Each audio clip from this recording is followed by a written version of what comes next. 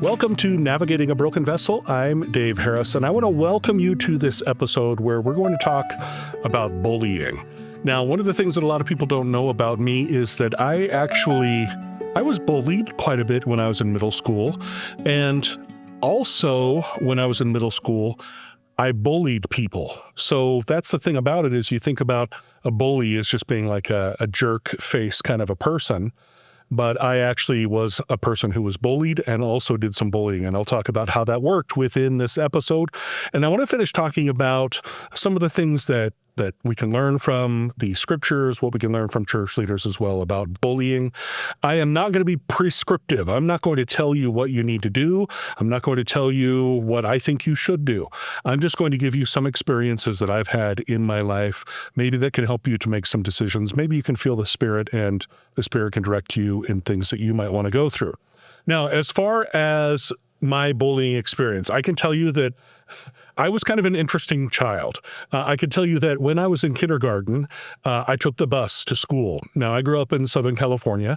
When I took the bus to school, it was a half day of kindergarten. I did the afternoon half day.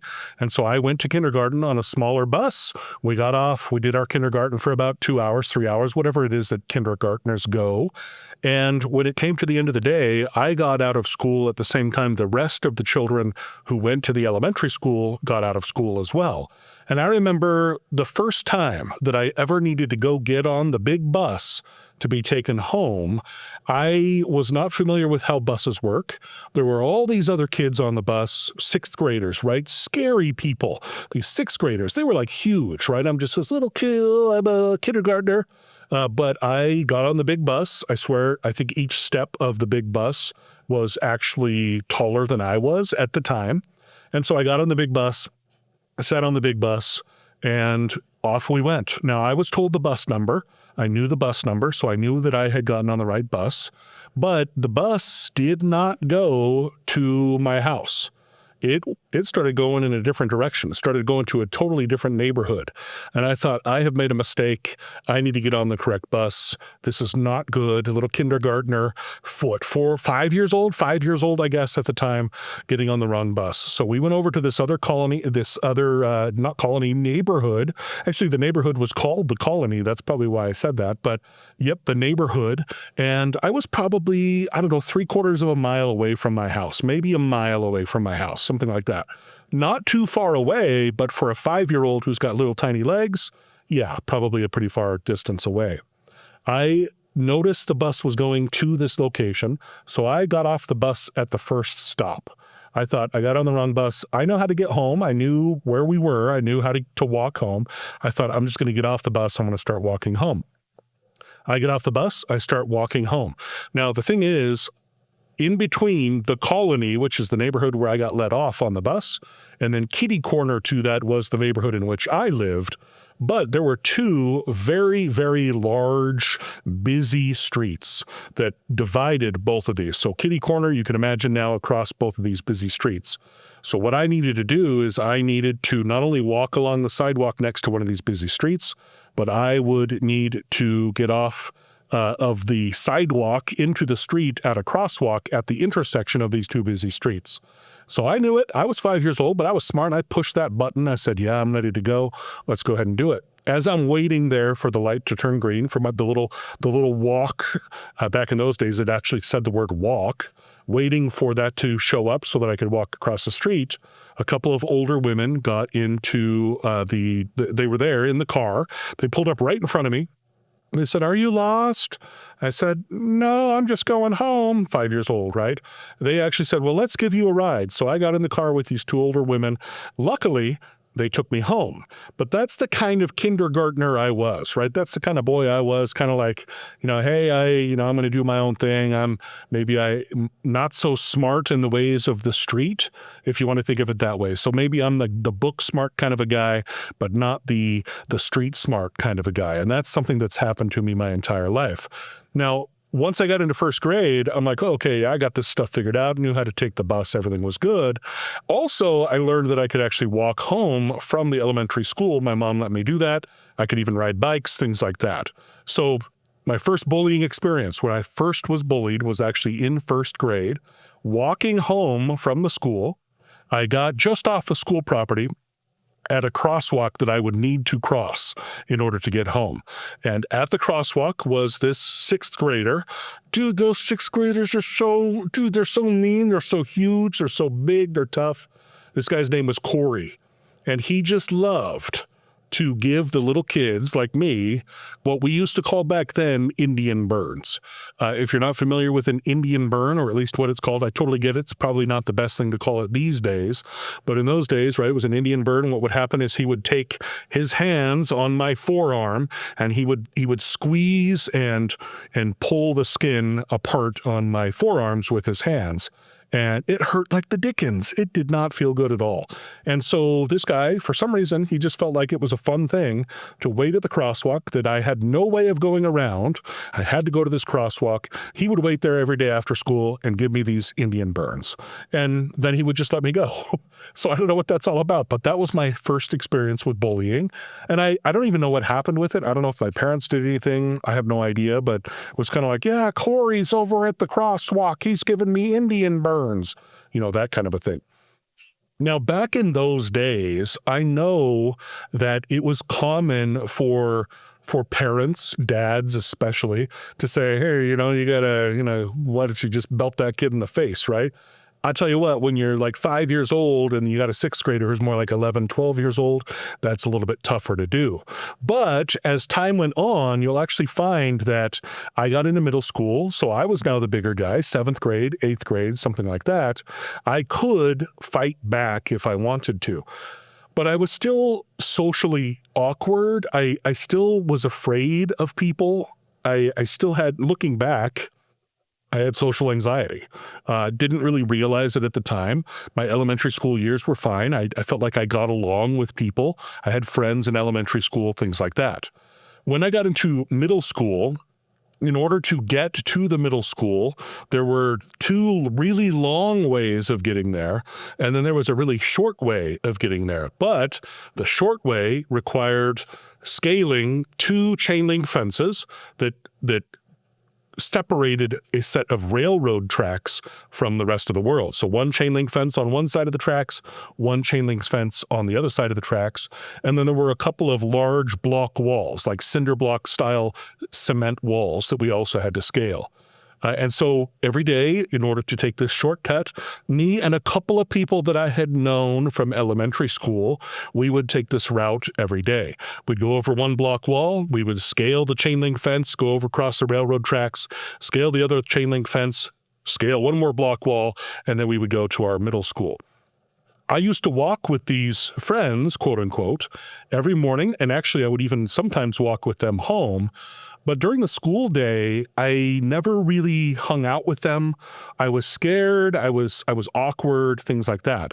So they were nice to me, and they would wait for me and we would cross the railroad tracks together. But when it came time to get to school, it was kind of like, hey, do your own thing. Lunchtime was crazy. Lunchtime was hard. I can tell you that I actually had an opportunity. The vice principal of the school said, hey, we're looking for some hall monitors. The hall monitors will stay in during lunch, and just like it sounds like, they will make sure nobody comes in and is in the hallways at lunchtime. You kick them out. And I thought, oh, wow, I don't have to go out to lunch. I don't have to be with people. I could be the hall monitor or one of the hall monitors. And so I was like, yep, I'll do it. So during lunchtime, I would be inside the school. I would eat my lunch inside the school and essentially be alone unless someone tried to come into school, and then I would tell them that they needed to leave. And that was very, very rare. Basically, it just meant that I could sit inside the school all by myself. Now, here's the thing. Hall monitors are not well looked upon by tough people. Let's just put it that way. People who are the bullying types, they like to pick on the hall monitors. Worse than that, and in addition to me being a hall monitor, I also had glasses. I didn't have braces. I know sometimes people with braces get bullied as well. I had glasses though. And so, yep, glasses, hall monitor, that was enough for people to be like, okay, this guy's a dork, right? I was a dork in middle school. And I actually found that being in the halls, being in the school, during lunchtime was not bad. I also found I actually worked in the lunchroom, and I took money for people's school lunch. That's what I did. I would get a free school lunch from that, and I would go into the hall and eat my lunch by myself. Now, here's the thing is that I had a weird thought process. Looking back, I feel like it was a bit of a weird thought process. And I thought, what I'm going to do to try and make sure that I can have friends, I'm going to make sure I get bad grades. I'm going to make sure that I do things that maybe are a little bit naughty, if you want to think of it that way. So one of the things that I did, apart from getting bad grades, which we've already talked about in a previous episode, some of that was just me being capable of doing better and not being able to do it. Others was like, hey, if I do my homework, I'm one of the dorks. I'm one of the nerds. I don't want to be that. I want to be one of these, people that are the tough people. And yeah, that didn't work. But I can also tell you that these chain link fences at the railroad tracks, I also thought, well, maybe I'll bring a pair of pliers and before school, I will tear down the chain link fence. And that's exactly what I did. I took and I pulled the actual part of the fence that holds the chain link part to the poles that hold up the fence. I took these little links off and I stepped on the chain link fence, basically flattened it down so we didn't have to climb it anymore. We could just walk right through it. And people saw that. My friends, quote unquote, saw that. And I'm thinking, yeah, look at me. I'm cool. I'm tough, doing this kind of stuff. But what I found was that it didn't work, right? It totally didn't work. And what I actually found during my middle school years is yeah, I got bullied. I had, one instance where someone dumped a garbage can over me rather than pushing me into the garbage can. They thought, well, I'll pick up the garbage can and just dump the whole thing over his head. And yeah, that was not fun. I even had a friend who I'd grown up with laughing at the time, which also didn't help. And I can tell you that through those times, being made fun of for being a hall monitor, for being a lunch worker, for all of these things, and just flat out being socially awkward, right? I hated PE. I didn't like doing PE because it was the same kind of thing. I was kind of the nerdy, four eyes kind of a guy that the people bullied. That's all there was to it. Now, you might think about it, and you might think this guy being bullied is probably nice to other people. And I could tell you that for the most part, I was indeed nice to other people. However, in the Church of Jesus Christ of Latter-day Saints, every Tuesday night or Wednesday night, we would have a gathering where people of the same age, the youth, would get together and maybe we would do some Boy Scout activities or other things, plan camping trips and things like that. And so each Tuesday night or Wednesday night, I can't remember, it was one of those two nights at 7 o'clock, I would go to the church and participate in this activity. There were other boys, of course, that were in that program, and one of them was also a little bit awkward. Another one was a little bit overweight. Now, you might look at me, and it's true, you can only see me about head and shoulders. I'm a little bit overweight right now. But this guy at that age was overweight. The other guy was a little bit socially awkward. I can tell you, I was mean. And when I say mean, I was rotten to these two folks, these two boys. And looking back, I feel terrible about it. I do. Even now, here I am, and it's been, 35 years, 40 years, I still feel terrible about it. I feel guilty about it, the way that I treated them. Even when we would go on like Boy Scout activities, I would be the one participating and leading the charge to make these boys feel terrible. And looking back, I'm sure that it was not a good thing for them, right? Because looking back at how I experienced bullying and being bullied, I can tell you that I didn't enjoy that at all. It was no fun at all. And so I see it from both ends. I see it from the receiving end of being bullied and from the giving end of being a bully. I can tell you that being bullied is worse, but being the bully, it messes you up for the rest of your life. You think back, you become an adult, you think back and you're like, wow, I can't believe I treated these folks so poorly. It was even to a point where about 15 years ago, I actually reached out. I found one of the boys on Facebook as an adult. I reached out and said, hey, I just wanted to apologize. I've been thinking a lot about this. I feel bad. He didn't really remember me. I think he'd suppressed a lot of those memories and other things. It wouldn't surprise me at all. But I can tell you, he doesn't go to church anymore, things like that. I mean, it really messed him up. And I feel that guilt all the time. And so as a person who has bullied, I can tell you that I'm not happy about that. It tears me up inside all the time I think about it. With that in mind, on the receiving end of a person who is being bullied, I can tell you also that that has affected my life as well. I think back all the time about those days, about being socially awkward. I can tell you that 7th and 8th grade, I always tell people, is the worst 2 years of my life.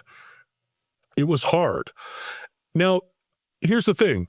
Some people might look at it and say, well, the reason why you're being bullied is because you're such a jerk to these two guys, right? I don't think that was it. I think the reason I was bullied is because of who I was, socially awkward, member of the Church of Jesus Christ of Latter-day Saints. There was only one other member in the entire middle school, me and this other girl. That was it in the entire school. And so having glasses, being a member of the Church of Jesus Christ of Latter-day Saints, and being socially awkward, a nerd, quote unquote, a hall monitor, a lunchroom worker, things like that. Yep, that's the perfect recipe for a person who's going to be bullied. Now, I look back on this a lot.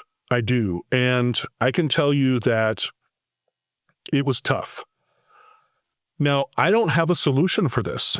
I don't have a lot of advice on this. I don't have a lot of things that I've learned from this, but there are a couple things that help me in today's world. There are things that helped me get through it back then as well. The biggest one for me is actually a scripture that's in the Doctrine and Covenants. Doctrine and Covenants 122. Now, I, even as a child, remember this particular scripture, Doctrine and Covenants 122, verses 7 and 8. And I'll leave a link to this in the description of the video as well, or in the audio if you're listening to the podcast. Verse 7 says, and if thou should, so I should give a little bit of background, I guess, right? So Joseph Smith is in Liberty Jail. He is being bullied. Right? That's all there is to it. There are people who are just against him. They put him in jail unlawfully. They've accused him of things that he has not done, all that kind of stuff. He effectively is being bullied, and he's in jail, wallowing in a terrible jail called Liberty Jail. He cries out to the Lord for mercy and says, please, please, what can be done about this? That's effectively what he's saying. The Lord responds and says, and if thou shouldst be cast into the pit, or into the hands of murderers, and the sentence of death passed upon thee, if thou be cast into the deep, if the billowing surge conspire against thee, if fierce winds become thine enemy, if the heavens gather blackness, and all the elements combine to hedge up the way, and above all, if the very jaws of hell shall gape open the mouth wide after thee, know thou, my son, that all these things shall give thee experience, and shall be for thy good. The Son of Man hath descended below them all. Art thou greater than he? Even as a child, that scripture had an effect on me. As an adult, it has a huge effect on me. The trials and experiences that I've had in my life have affected me for good. I know that to be the case. Even though 7th and 8th grade was the worst 2 years of my life, I can tell you that I have had many, many fantastic years since then, and even before that time as well. Being blessed with being able to get home from kindergarten and not being kidnapped by people who would just put me in the car and take me wherever, that is a huge blessing. Now, moving to Utah was also a huge blessing. I moved to Utah in between my 8th grade year and my 9th grade year. When I moved to Utah, it's a whole different set of people. It's a new opportunity for first impressions. I'm not a hall monitor. I'm not a lunchroom worker. I'm not necessarily a nerdy guy. I got contact lenses, things like that. But it didn't change. It didn't change. I was still being made fun of. There were still people who were bullying me. I know their names, right? They're still in my list of people to kill. I'm totally kidding. Nope, totally kidding. But you have these people that just mistreat you, right? They mistreat you. And for about, the first half of my 9th grade year, I was still being bullied. Then I met someone who became my best friend. His name is Rowdy. That's his real name, Rowdy. We're going to have him on the show one day. We're going to talk about stuff. He's an amazing person, literally an amazing person. He has become a mental health counselor, a therapist. He is really good at what he does. He helps youth. He's a fantastic, phenomenal person. Even back then, he was a fantastic, phenomenal person. I became really good friends with him through another friend. The three of us were pretty decent friends. The one friend who started it all, he kind of left and did his own thing. It was just me and Rowdy left. We became best friends. And even though I was more socially awkward, he was not. He was much more social. He wasn't afraid of talking to people, talking to girls, things like that, which of course is really important in 9th, 10th, 11th, 12th grade, talking to girls as well. But he was not afraid. He was not afraid to be his own person. He was not afraid to do the right thing. Just a phenomenal person. And he continues to be a phenomenal person to this day as well.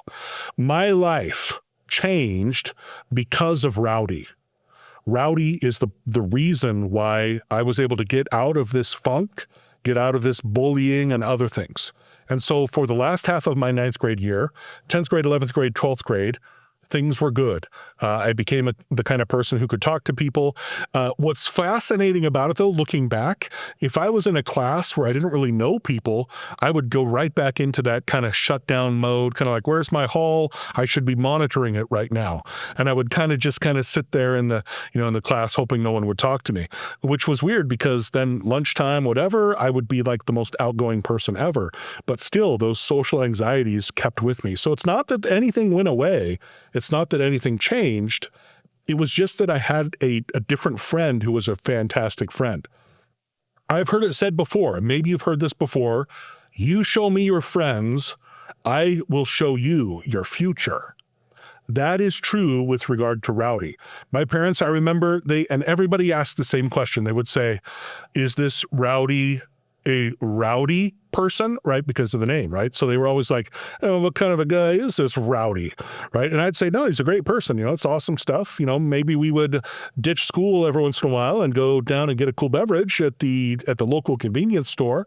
So there's a little bit of that kind of stuff, but that's another episode, by the way, my high school experience and the remedial high school that I had to do, all that other stuff. We'll talk about it another time. But, yep, Rowdy kind of showed me how to talk to people. He showed me how to have a little bit of fun, but good, clean fun, right? Doing the right things, not getting into trouble, not getting arrested, that kind of stuff. That's the kind of person Rowdy was. So you show me your friends, I'll show you your future. That was one thing. Pick good friends. Make sure you've got good friends, people that are going to give you a really fantastic future. There are some conference talks that talk about being a peacemaker. I can tell you that President Nelson, before he passed away, talked about being a peacemaker a lot. I am not the kind of person to be prescriptive. I'm not the kind of person that would say, you should be a peacemaker, and then you'll be blessed, right? That kind of stuff, right? But I can tell you, being a friend to all helped me out. Once I kind of stepped out of my shell a little bit, became friends with Rowdy, I started to be nice to people. I never bullied people again. As far as I know, there were people that I think we kind of had a little bit of fun with every once in a while, but I would never call it bullying. Hopefully they wouldn't call it bullying, right? I mean, when you're on the receiving end, maybe it feels different, but we were never to the point where we would totally make people feel like garbage or dump garbage cans on their head, things like that, right? So we would have a little bit of fun. I think everybody does, but my goal was to be a friend to all. I would hope that the 110 or so people that are in my graduating class, I would hope that every single one of them, no matter what, would say, Dave was a friend to me. He treated me nicely. He was not a bully, that kind of a stuff.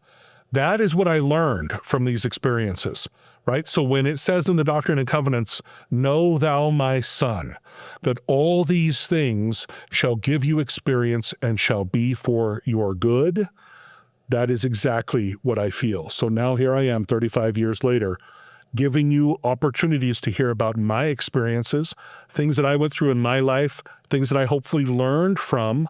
And I can tell you the only thing I would suggest, if you have children who are being bullied, The biggest problem right now is in the old days, they would just tell you, yeah, just belt that guy in the face, right? Just belt him, hit him right in the chin.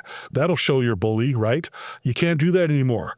But at the same time, there's still this idea that you can't tattle on somebody, right? So a person who's being bullied goes to the school administration or the teachers and says, hey, that guy's beating me up or whatever, right? They're being mean to me. They're saying mean things to me. Right? Then it's kind of like this social attitude of, dude, you're being a tattletale. What's, come on, whatever. And so what happens is you got these kids who are being bullied. They can't fight back and they can't have any recourse by somehow getting their bully in trouble. And so they're stuck. That, I think, is a big, huge problem. And I wish I had a solution for it.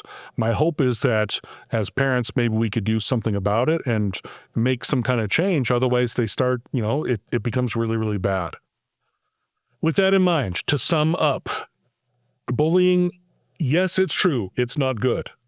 If you're being bullied, know that it gets better.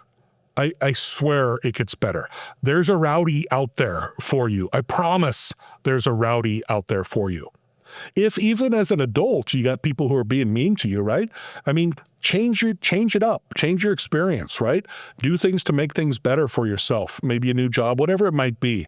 Do the best you can. Again, I'm not trying to tell you things you should do. I told you I wasn't going to do that. Here I am talking about these different things. But it just is meaningful for me to tell you that it's okay if you're being bullied. Things will get better. But if you're bullying people, know that you're going to feel guilty about that in the future. It's not going to be good for you. You are not going to feel good about it. Be kind to people. Kindness wins friends. You may not have to tear down chain link fences if you don't want to, right? Just be kind to people. Even the people who dump garbage cans on you, be kind, right? Return kindness even when people are being mean. That is what worked for me. I hope it works for you. Again, yep, I told you I wasn't going to tell you the things you should do, but I just wanted to give you some ideas of things that worked for me. All right, with that in mind, that's the end of this episode. Let's go ahead and call this episode. I want to thank you so much for joining us. Feel free to reach out to me. Email Dave at navigatingabrokenvessel.com, Facebook and Instagram, Navigating a Broken Vessel as well. You are welcome to leave comments. Join the conversation. Also, feel free to subscribe, right? It's always nice to subscribe. You can get future episodes that are going on, whether it be podcast, whether it be through YouTube, whatever it might be. Would love to see you subscribe. Would be awesome. Thanks so much for joining us. My name's Dave Harris. This is Navigating a Broken Vessel.